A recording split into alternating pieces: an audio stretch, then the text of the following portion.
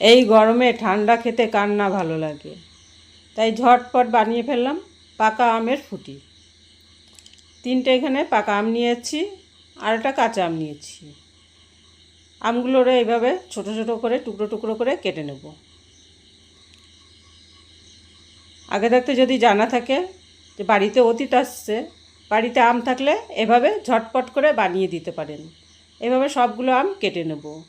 কাঁচা আমটাকেও এভাবে কেটে নেব। কেটে নিয়ে আমি মিক্সিতে দিয়ে দিচ্ছি। তারপর দিচ্ছি প্যানের মধ্যে 1 কাপ চিনি দিয়ে দিচ্ছি। ভালো করে জাল করে নিতে হবে। চিনিটা গলে গেছে, এবার দিয়ে দিচ্ছি সবশেষে লেবুর রস একটু। তারপর ছাঁকনি দিয়ে ছেঁকে নিতে হবে যদি কোনো দানা থেকে থাকে। ছাঁকনি দিয়ে ছেঁকে আমি জল দিচ্ছি, নর্মাল জল দিচ্ছি। ফুটির কালারটা এসে গেছে দেখেন। এবার আধ ঘন্টা আমি ফ্রিজে রেখে তারপর ঢালছি। আপনারা চাইলে বরফ দিয়েও সাথে সাথে খেতে পারেন। ভিডিওটা ভালো লাগলে লাইক করবেন।